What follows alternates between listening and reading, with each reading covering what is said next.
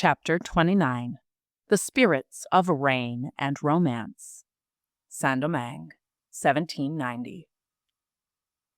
The rain had berated Saint-Domingue in torrents for days, drumming furiously against rooftops and turning the earth to rivers of mud. It fell with a kind of fury, as though the heavens had lost patience with the world below, causing Adolphe to wonder if somewhere on the island Noah had constructed a second ark. Work on the plantation had slowed to a crawl beneath the weight of it. By Sunday morning, the downpour had finally eased to a quiet weeping. A steady mist clung to the air and blurred the edges of the trees. The sky remained colorless and low, enrobing the waking world in silver fog. Unlike the fields that could not be tended under these conditions, the docks could not wait for the mercy of weather. Ships moved by their own clocks, and merchants had investors who cared little for the temperaments of the skies or seas. Adolphe rose in silence, dressed in the dark, and stepped into the rain. Before he even reached the plantation gate, his clothes were soaked through. Still, he kept walking, holding only a large palm leaf over his head for shelter on his journey to the docks. The questions Noël had presented last week had clung to Adolphe more fiercely than his drenched clothes.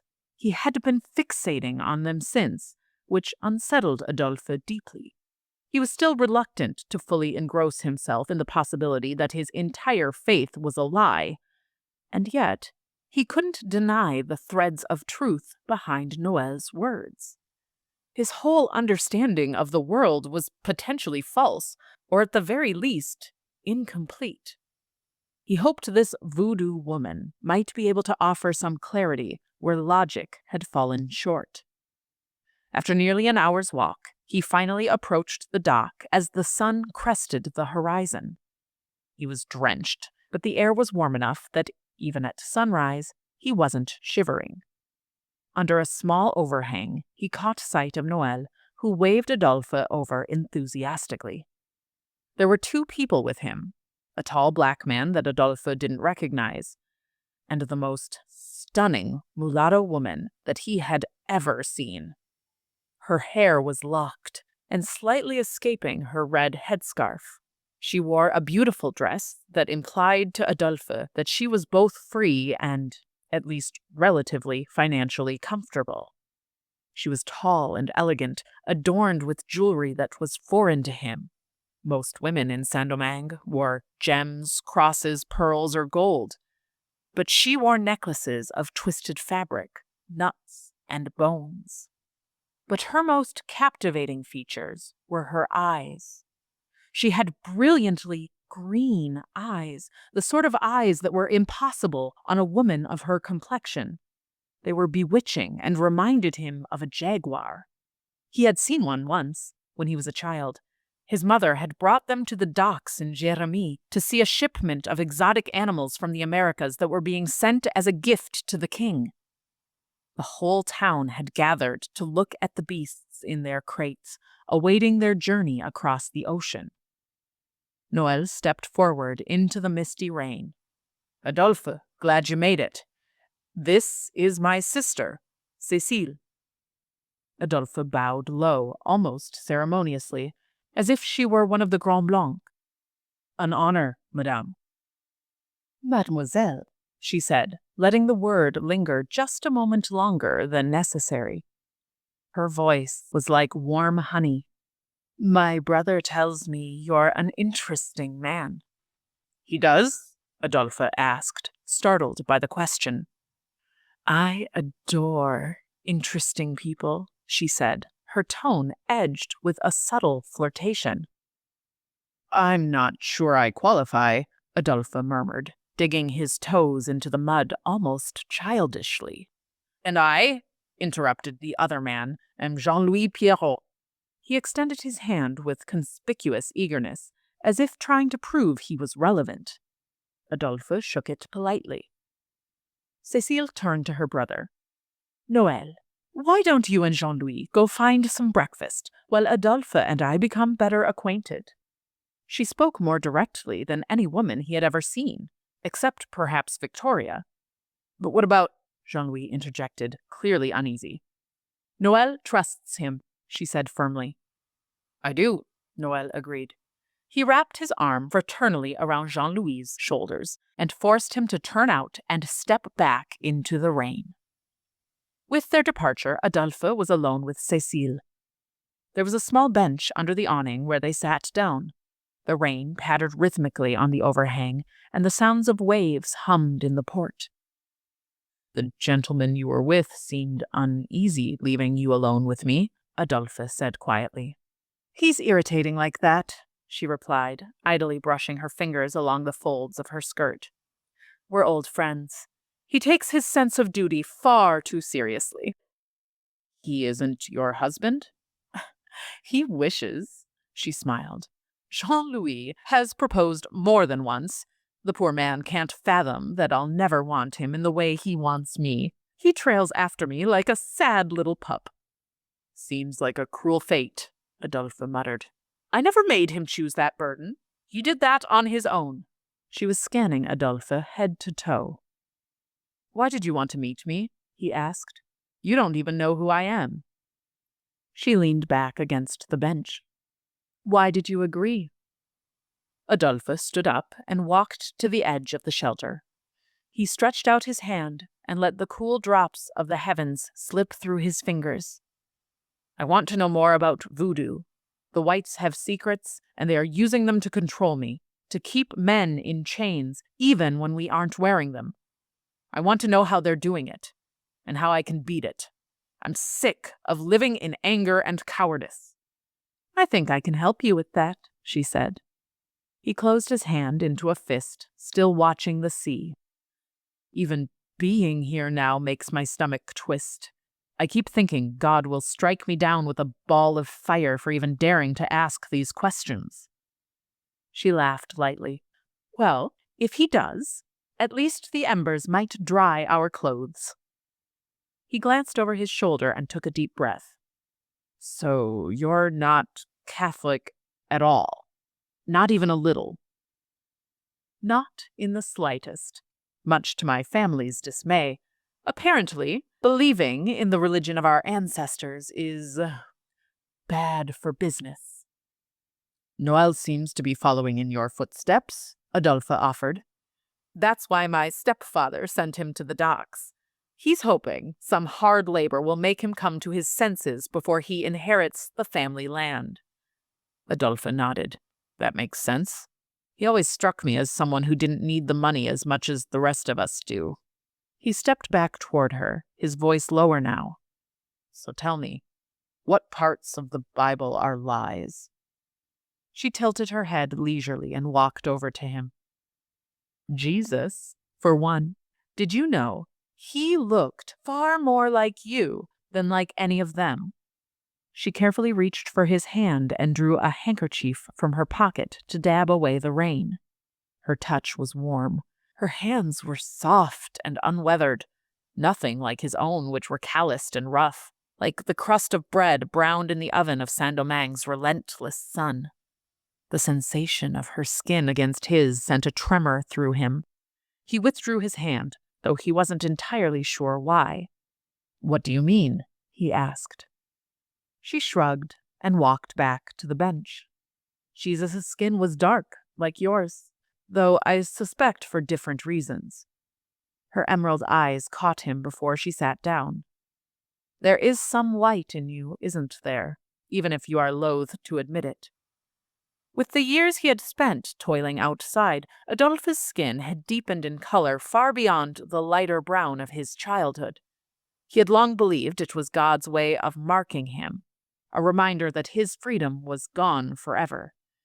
Very few would have guessed that his parentage was mixed, but somehow she knew. My father was white, it's true, but it never mattered. No white man has ever seen me as kin, only a slave. They never do, she said sympathetically. But I don't understand. Jesus wasn't born in France? He wasn't. He was from the Eastern Mediterranean. What is that? A sea, she explained, between Europe and Africa. He looked at her skeptically. How do you know all this? I was born there, on an island in the sea. Corsica. The French control it. My father was the prince of the island, and my mother was enslaved in his service. As you can see, I take after my mother. But you inherited his eyes, Adolphe whispered. She smirked. He never acknowledged us, but he made sure my brother and I were educated. Noel? No, Theodore. He's still in Corsica, I think. When I was 10, my father's wife learned how he raped my mother, so she sold us. But not before my mother swallowed a handful of small, loose gems that the princess had intended for a necklace. My mother kept them secret and safe all the way across the ocean. When we landed, she persuaded a free black landowner to use them to purchase our emancipation. Adolphe's voice softened. I'm sorry you went through that. Don't be. Things happen for a reason. The man who bought us became my stepfather, and then Noel arrived, as did my sisters, Marie-Louise and Louisa Geneviève. Are they voodoo practitioners too? Adolphe asked. Cécile laughed. No, absolutely not. My mother is devoutly Catholic, and my sisters follow her lead. They have no memories of an enslaved life. My brother is more open-minded, though he keeps his thoughts quiet around our parents. I never bothered to censor myself. If you were raised Catholic, how did you even learn about voodoo? I met someone, Dédé Magritte. She was a nursemaid to my younger sisters, kidnapped from Congo. While my mother and stepfather were away tending the business, I'd stay behind, helping raise my sisters. Dédé would tell me stories of the spirits from Africa, from our homeland. Spirits, Adolphe echoed. Yes, and they're angry. Her voice lowered. If you pay attention, you can see it. Adolphe's brow furrowed. How? A low growl of thunder rolled over the docks. Cécile smirked. Our Loa, our gods, have been busy. She gestured to the sea. That was Azaka Tonere, Loa of thunder. And what makes you think he is angry? She bent down and pressed her fingers into the damp earth. It isn't just him. All the Loa are stirring. Why do you think Auger is raising an army? He is? Adolphe's eyes widened. He is, she said firmly, in secret. An army of free men organizing to enforce the new laws from France so the Grand Blanc can't deny our men the vote. Her voice took on a sharper edge. The Loa demand retribution. Free men, Adolphe mumbled. Do the Loa not speak for the slaves? Cécile paused. The question hit harder than Adolphe anticipated. She didn't answer right away, and Adolphe wondered if he had caught her in contradiction. But then she lifted her gaze, and when her fierce green eyes found his, they were clear and unflinching. You're right, she said. Auger cannot see the full breadth of what the Loa demand of him. The spirits, the goddess, the ancestors, they demand justice for the suffering and enslavement of our people. Auger is a piece of this puzzle, but he is not the whole of it. He is speaking with London abolitionists, but his fight will not end with just the free folk. I believe that is only where the battles will begin. A cool breeze stirred the air. The rain had slowed again to a gentle mist.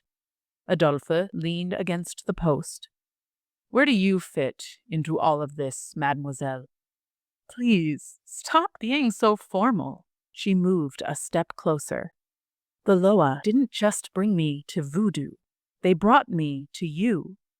You're like the sea, restless and pulled in every direction. But I think I was meant to be your star. She paused, her eyes searching his face. No one questions why the stars guide the sailor. They just do. Maybe I'm not here to change your course, only to help you see where you're already going. The Loa don't waste their time with accidents. She moved beside him until the hem of her dress brushed his bare toes. Some souls drift for so long they forget what it feels like to be anchored. But I believe you and I were meant to moor to the same shore. There's a stillness in me when I'm near you, as if the wind stopped fighting. Adolphe's heart pounded. She was undeniably beautiful, but there was a force to her words that unsettled him. He turned away, not out of disbelief, but because something deep inside him wanted to believe her too much. That's not an answer, he pressed. You're a free woman with wealth and a man who clearly desires you. So tell me honestly, what's in any of this for you? Her face contorted. It appeared she was not used to being challenged. Perhaps she was younger than she looked. You think I don't feel hatred on this island too? I loathe the way the whites treat us. I won't worship their god, and I refuse to live off of their blood-drenched wealth, not when I know where it comes from. I'm not selfless in this, but I won't behave like them either. Adolphe studied her skeptically from across the overhang. Then why voodoo? Why is that the answer? She exhaled, slower now. Because it's in the marrow of who we are. It carries memory, resistance, and the dignity of our people. Adolphe twisted around her and returned to the bench, a little ashamed of his tone. He looked at his knees while he spoke. I want to understand it. I think it might help me comprehend who I truly am. My whole life, even since before I was enslaved and abandoned, I've been shaped by people who didn't care about me. I was taught to worship a god that hates me and live a life that doesn't serve me. But there's a part of me that feels older than all of that. Wiser, even? I don't know what it is. I've never understood it. But it's always been there. He stopped. He sounded insane. Cécile didn't laugh. Her voice was gentle. Please, continue. I think the ancestors are speaking through you, drawing me to you. She was serious, but with a glint of something warmer, even playful. You think the ancestors are attracting us to each other? Adolphe asked. Hearing the words coming from his mouth almost made him blush. Or the Loa, she grinned. Adolphe swallowed. I've never felt anything like this before. Like the rain has wrapped around us, silencing everything else, connecting us without touching. I don't know how to explain it. It could be Erzulifreda. She joins hearts, and rain can be one of her blessings. What you're feeling, it only confirms what has reverberated in me since the first moment I saw you, standing in the rain. The spirits are with us. They brought us here.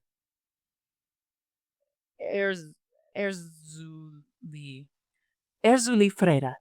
She's the Loa of romance and sensuality. Oh, Adolphe muttered. Don't pull back. Don't dismiss it. I think you're right. I think she wants this to happen. They stared at each other. The space between was small and yet full of something mysteriously colossal. Her eyes were so vibrant and deep he could drown in their jeweled glow, and yet he didn't want to come up for air. The rain continued to patter gently around them. A small dog wandered across the dock unnoticed.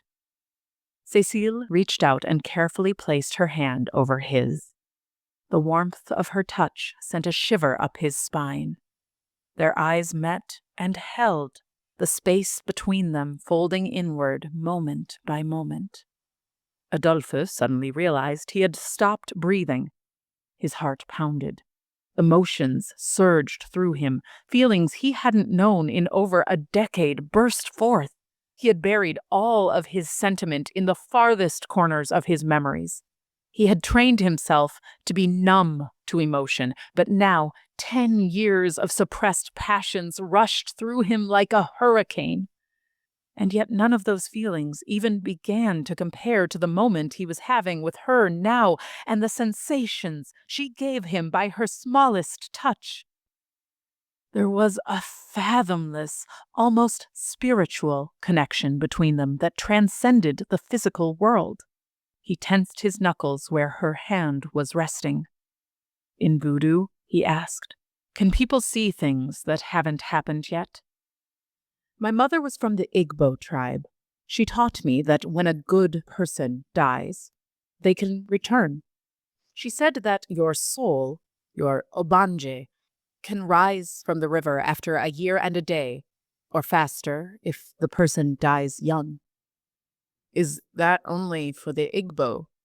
I don't know where I am from.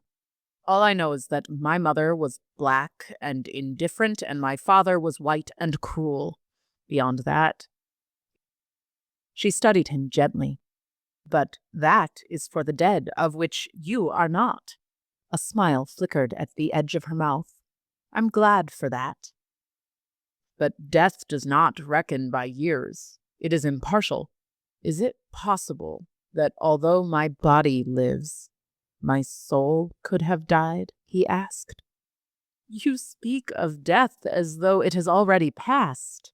Do you believe you've risen again? He thought for a moment. I don't know. Maybe today. I haven't felt this alive in a very, very long time. I can feel my own heart beating again. I can taste my breath mingling with the wind and rain. Cecile's eyes sparkled. Noel said you see things. Adolphe took a deep breath. I dream them, I think. But they're more than dreams. I feel them, as though I was there, or will be. And I know things I shouldn't. I've barely learned to read, but sometimes I speak words that don't feel like mine. Beautiful, poetic words, like something my ancestors, or maybe even my descendants, would say. They come to me in the night, in voices I don't recognize, and they are always more beautiful than anything I could come up with on my own. You don't seem to have much faith in yourself, she said softly, but I see a man far more powerful than he realizes. She leaned slightly closer. Will you tell me one of your dreams? I've wondered about them ever since my brother first mentioned you. Adolphe hesitated. The dream that had been repeating in his mind this past week had been very dark, soaked in omen. Sharing that haunted tale would shatter any fragile intimacy that was growing between them. And yet, as his body inclined subtly toward hers, drawn by something deeper than desire, he found himself wanting to tell her, almost needing to. Adolphe reached down and grabbed a small polished stone off the ground. There's a white marble statue with a golden crown resting on its head. I think it might be a king. Then vines begin to grow at its feet. At first, just a few, but soon they're everywhere, winding and twisting until the statue is nearly swallowed whole. The tendrils find cracks and widen them. Stone begins to crumble piece by piece. Finally, a vine coils around the statue's neck and tightens until the head snaps off and crashes to the ground. The crown clinks nearby, and then hands reach for it desperately. Some are white, some black. One of them, he glanced at her hands, looked a bit like yours. And then everything goes dark. It sounds like the Loa gave you a gift. There must be something truly special about you, Adolphe Dumas." She smiled, moving her hand to rest higher up his thigh. "Dumas?" he asked. But she didn't answer. The name, though foreign, felt strangely comfortable in his mouth, as though she had some sense of something he didn't know himself. He brushed it off and continued, though warily. The more recent dream was more disturbing. "Last week, I saw Saint-Domingue burn." "Do you think you are seeing what will happen with Auger?" she asked, leaning forward eagerly. "Was there a battle? Were there victors?" "I don't know. Just fire. Endless, ceaseless fire." He fell silent, caught in the vision that swelled in his memory. Flames, devouring homes, screams in the smoke. His breath grew shallow. A tremor ran through him. The visions were consuming him, and he stopped speaking. But then he felt a warm hand between his shoulder blades. "It's all right," she whispered. "Come back." He inhaled sharply through his nose. Her touch anchored him. She pressed her palms down on his shoulders. Her hands were heavy and forceful, but they carried a calming energy that eased his trembling heart. "I'm sorry, Cécile. I don't know what came over me." "There's nothing to forgive," she mused. "I've never felt closer to the Loa than I do with you. May I try something?" He nodded. She walked in front of him and sat neatly on his lap, like he was a horse and she was riding him side saddle. Adolphe nearly jumped as she rested her weight upon him, her emerald eyes fixed on him with burning fire. Her hand drifted down his arm, her fingers trailing like a brush of fireflies in the dark. The sensation made his hair stand on edge. She wove her fingers between his. Then, without losing her gaze, she guided his hand to her cheeks and began to hum. Her voice was rich and melodic, but the tune didn't match the songs that emanated from the harpsichord that often escaped the open windows of the master's house. This melody was rhythmic, syncopated, and held something ancient about it. Her song was deeply African, rooted in the earth and sea. Adolphe was so fixated on her siren song that he didn't notice Noël and Jean-Louis's return. "Wow, I missed something," Noël cackled, striding toward them. "Knew you'd like him, sister." Adolphe was startled, but Cécile held her seat. The harbor was beginning to stir as more workers arrived in the port. Jean-Louis glared at Adolphe disapprovingly. "Don't you both need to get to work?" he huffed.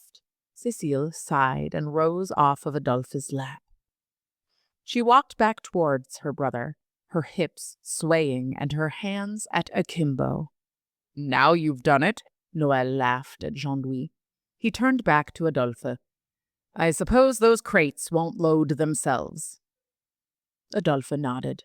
He stood up, but before he moved towards the ships, he needed to ask one final question. He looked at Cécile intently. "What were you doing?" She smiled. "I was trying to see what you see." "Did it work?" "Not yet." Her eyes twinkled. "I think I'm going to need to spend more time with you